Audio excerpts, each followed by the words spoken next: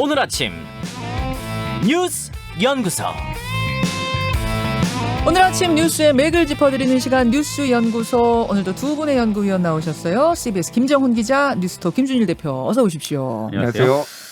김정훈 기자. 네. 오늘 큰 뉴스 중에 하나가 차기 검찰총장 후보 뽑는 그 후보 추천이 열리는 거잖아요. 네네. 요거는 좀 따로 떼서 잠시 후에 권영철 대기자와 함께 깊숙하게 들여다보겠습니다. 그 뉴스 외에 다른 뉴스들 우리 짚어보죠. 이건희 회장 재산 60% 내놨다. 예. 네, 고 이건희 삼성전자 회장 유산에 대한 상속세 납부 그리고 사회 환원 계획이 어제 공개됐죠. 네. 우선 이재용 삼성전자 부회장 등이 내야 할 그 상속세는 12조 원 정도로 국내 상속세 사상 최대 금액인데요. 지난해 우리 정부의 전체 상속세 세입 규모의 한 3배 정도, 3배를 넘는 수준이라고 합니다. 네네. 올해부터 5년간 이 상속세를 나눠낼 계획이고요. 이와는 별도로 유족들은 이건희 회장의 재산 가운데 1조 원을 감염병 극복 또 어린이 환자 치료 사업을 위해서 기부하기로 했습니다. 네. 세계적 미술 작품들 다수 포함한 이른바 이건희 컬렉션도 국립중앙박물관 그리고 국립현대미술관 등에 기증하기로 했고요. 예. 그 가치가 2조 원을 훌쩍 웃돌 것이라고 해요. 그렇게 되면 전체 26조 원에 달하는 이건희 회장 유산의 60% 정도를 정부나 우리 사회가 받아안게 되는 셈입니다. 한편 삼성 일가는 위와 같은 방안은 밝히면서도 이건희 회장 보유 주식의 그 분할 계획은 공개하지 않아서 지배 구조의 구체적인 변화상을 알기는 아직은 어려운 상태네요. 어떤 분들은 상속세 12조 원 안에 그 기증품들도 다 포함되는 건가요? 그러시는데 아닌 거죠. 별도입니다, 여러분. 네. 그러니까 상속세 12조 원은 12조 원대로 내는 거고 기증품은 기증품대로 하는 거고 또 돈으로 1조 원은 또 따로 하는 거고 이렇게 보시면 돼요. 네. 김준일 대표. 예, 참 교과서에서만 보던 어마어마한 이름의 미술품들이 다 쏟아져 나왔어요. 예, 일단 뭐 이런 분들이죠. 김한기, 박수근, 이중섭 뭐 이런 거고 네. 뭐 샤갈, 피카소, 르누아르, 고갱.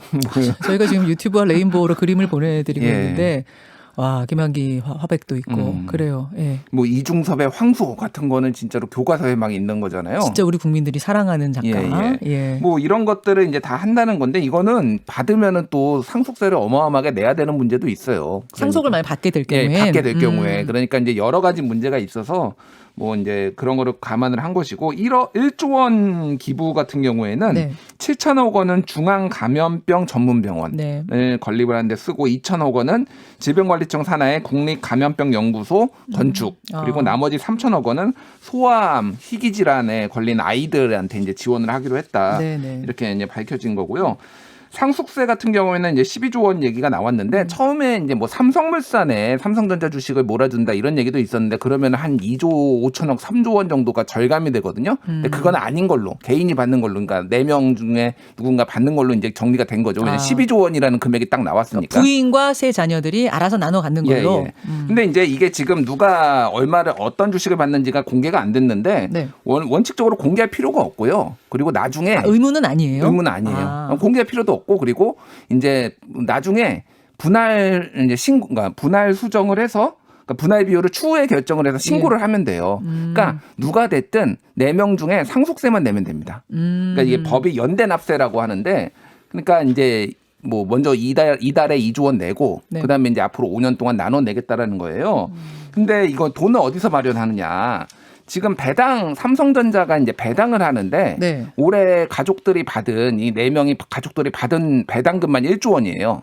아 주식에 대한 배당금. 예, 삼성전자 배당금만 1조 원을 받았어요. 그러니까 앞으로 삼성전자 배당금이 더 세질 것이다. 올라갈 그런 얘기가 것이다. 나와요? 예. 그러니까 이 상속세를 상속세 내기 위해서 내려고? 뭐 한 분기에 뭐 10조 원씩 이익을 내는 회사니까. 그러니까 어찌 됐든 그래 삼성전자 주가가 좀 오를 가능성이 있다. 이렇게 보시면 될 것 같고.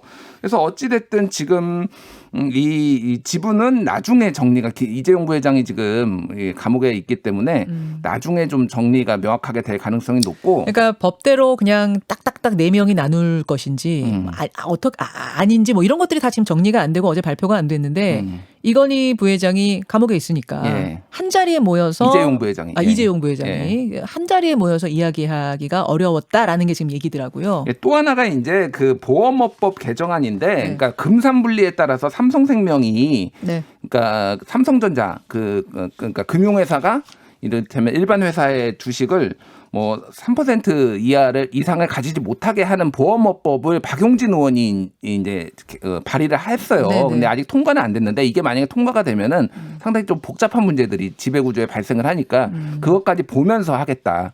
이렇게 보면 될 것 같고요. 공시 5일 안에 대주주의 변화가 생기면 5일 안에 공시를 하면 되니까 삼성전자가 공시한다. 그러면 이제 어떻게 누가 얼마 받았는지 알 수 그때 있는 거죠. 알겠네요. 자연스럽게. 예, 그렇죠. 김정훈 기자. 네. 근데 이런 가운데 뭐 그 재계 경제 5단체 전경련 빼고 5단체에서는 이재용 부회장 사면해달라 이런 탄원서도 나오고 막 이랬잖아요. 네, 뭐 이재용 부회장에 대한 탄원서, 뭐 사실 구속되기 전부터도 있었고 그 구속된 이후에는 사면에 대한 그 일각의 요청들 그런 것들이 좀 있었죠. 근데 이런 것들이 어제 이제 거액의 상속세 납부 또 사회 재산 환원 이런 계획이 공개되면서 사면에 대한 논의가 조금 더 이렇게 좀 활발해진 것이 사실입니다. 근데 이게 좀 면밀히 좀 살펴봐야 될 부분들이 좀 있는데요. 삼성 입장에서야 지금 이재용 부회장이 얼른 경영에 복귀하는 게 뭐 바라는 바겠죠. 근데 그렇다고 해서 과거와 결별하고 새롭게 출발하겠다는 그 삼성이 무리수를 기대하기도 좀 어려운 상황입니다. 일단은 사면 권한이 있는 문재인 대통령이 뇌물, 알선 수재, 배임, 횡령도 이런 부분에 대해서는 사면하지 않겠다 이런 약속을 한 바가 있어요. 또 지금 현재 이재용 부회장이 구속된 것은 국정농단 사건 때문이잖아요. 근데 또 혐의를 받고 있는 경영권 불법 승계 관련해서는 이제 막 재판이 시작되는 그런 상황입니다. 이 재판 결과를 예단할 수가 없는 상태에서 지금 덜컥 사면을 한다? 이게 좀 부담스러운 상황이고요. 그리고 사면의 요건 자체가 형이 다 확정돼야 되는 거 아니에요? 그렇습니다. 그러니까요. 형은 확정됐죠 지금. 그러니까 이제 그 경영권 불법 승계 관련해서는 이제 재판이 시작되는 거고. 예.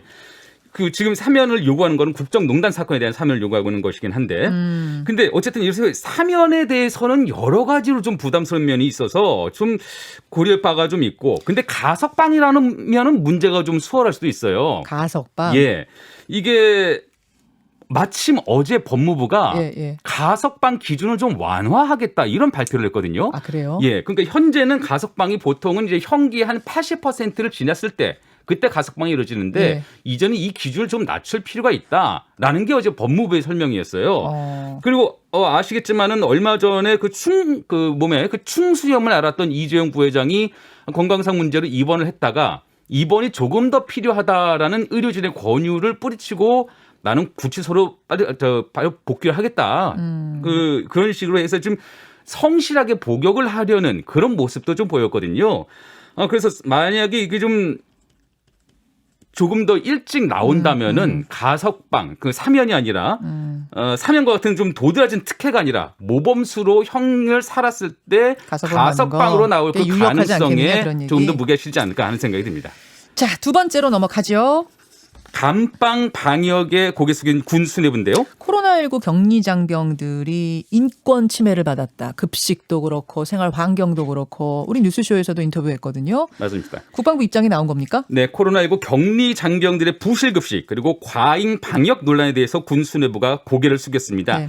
이게 이 사안이 처음 폭로된 게 지난 18일인데요. 한 장병이 SNS에 정말 부실하기 짝이 없는 급식 사진을 올리면서 휴대전화도 반납하고 TV도 없고 밥은 이런 식인데 이게 감방이랑 뭐가 다르냐 이렇게 꼬집었습니다.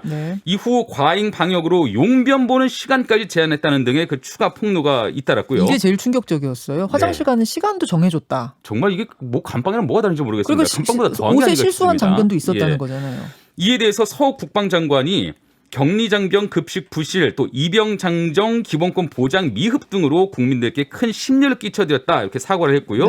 육군 참모총장도 책임을 통감한다면서 군의 방역관리 체계를 원점에서 재검토하겠다고 밝혔습니다. 이게 또 다른 논란도 이어졌는데요. 처음 제보를 한 병사가 되려 휴일 5일 삭감 징계를 받았다는 게 이게 국민의힘 하태경 의원의 주장이네요. 상황이 이렇게 돌아가자 서욱 국방부 장관이 사과를 했어요. 21세기 군대가 맞나 싶었어요. 저는 그 제보들 들으면서. 예, 이게 이제 며칠 전에 꽤 일주일 전부터 나온 얘기잖아요.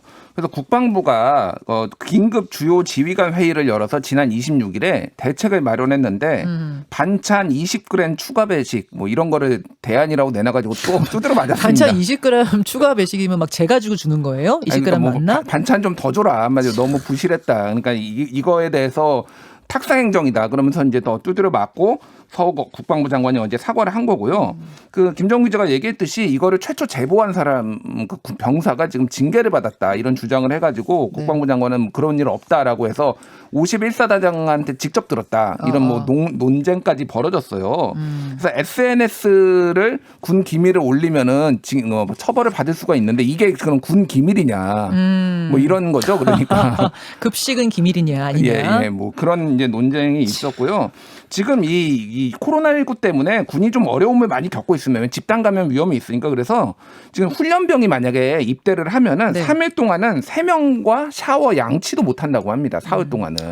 그 정도로 어려울 문제가 있어서 이제 원래는 한참 후에 맞아야 되는데 지금 병사들이 30세 이상부터 지금 백신을 맞기 시작했어요. 어제부터 군부대 접종이 시작됐습니다, 여러분. 예. 예. 그래서 5월 초에 맞기로 한 거를 좀 땡겼는데 근데 지금 그러니까 30세 이상 아스트라제네카는 30세 미만은 접종 안 하기로 했잖아요. 그렇죠. 그러니까 지금 그 군대 전체가 78%가 30세 미만입니다. 예. 그러니까 30세 이상만 맞는다고 될 문제는 아니고 백신이 빨리 들어와야 되는 뭐 그런 상황인 거죠. 알겠습니다. 예. 근데 뭐 다들 보셨겠지만 이게 급식 배식된 그 급식 사진을 보면 정말 한심하게 짝이 없었어요. 밥과 나물, 뭐 깍두기 두 쪽이 담긴 그런 배식이 나왔었는데 이에 대해서 군의 해명이 뭐냐면은 배식을 잘못해서 그렇다. 이렇게 해명을 했었거든요. 근데 이게 일반 장병의 1인당 한 끼 급식 예산이 2,930원이에요. 한 3,000원 되네요. 근데 중고등학교 급식 단가의 이게 절반입니다.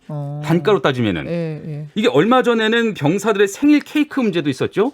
생일 케이크 예산으로 1인당 15,000원이 배정이 됐는데 정작 10,000원, 그 1,000원짜리 빵에 촛불 하나 켜고 이렇게 생일 케이크를 줬다는 겁니다. 이게 군의 충성을 요구하려면은 최소한의 대우는 해줘야 됩니다. 그럼요. 자, 세 번째 이슈 짧게 가겠습니다. 네, 문재인 대통령이 퇴임 후 거주할 경남 양산시에 대통령 사저를 둘러싼 찬반 현수막들이 내걸렸어요. 현수막 대전. 네. 이게 무슨 얘기예요? 먼저 사저 건립 반대 현수막을 걸었던 쪽이 사저 건립공사가 진행 중인 양산시 하북면 평산마을 주민들인데요. 이 경호 문제나 방문객 유입으로 생활에 불편이 예상되는데도 이 주민들의 의견을 묻는 절차조차 없었다는 겁니다. 반대한다. 예. 그러자 문 대통령이 취임 전까지 살았던 양산시 덕계동 매곡마을 주민들은 매곡 주민들은 대통령님을 기다립니다. 예전처럼 농사 짓고 사십시다라는 문구의 현수막을 걸었습니다. 환영한다. 예. 대통령 사저를 두고 지금 주민들 의견이 엇갈리면서 논란이 일자 청와대는 일단 사저 건립 공사를 잠정 중단했는데요. 주민 불편을 점검하기 위한 차원이라는데 아직은 일단은 사저 부지 변경은 검토하지 않고 있다는 게 청와대의 설명입니다. 임기 1년 남기고 사저 논란이 또 불거진 거네요. 예, 일단 뭐 원래 살던 매곡마을에서는 돌아와라 문재인 대통령이 뭐 이런 류의 현수막을 붙인 거고 반대에서는 공사하지 마라 뭐 이런 건데 심지어 그 반대 현수막은 누가 무단 철거를 해가지고 경찰에 고발을 해서 지금 수사까지 착수하는 상황이라고 합니다. 그래서 이 사저 논란은 과거 이제 농지법 위반 전에 이제 사저 이어서 이제 여러 가지 이제 논란이 있는 거고 이게 지금 전체적으로 보면은 이제 임기가 얼마 안 남은 상황에서 좀 뭐라고 할까 이제 레임덕 까지는 아닌데 어찌됐든 여러 좀 잡음들이 계속 이어지고 있는 그런 상황인 것 같아요. 그래요. 여기까지 보죠. 두 분 수고하셨습니다. 감사합니다. 김현정의 뉴스쇼는 청취자 여러분의 참여로 이루어집니다. 트위터, 페이스북, 레인보우 게시판, 그리고 단문 50원, 장문 100원의 유료 문자 샵 1212, 우물정 1212 통해 참여하실 수 있습니다. 김현정의 뉴스쇼, 여러분과 함께 만듭니다.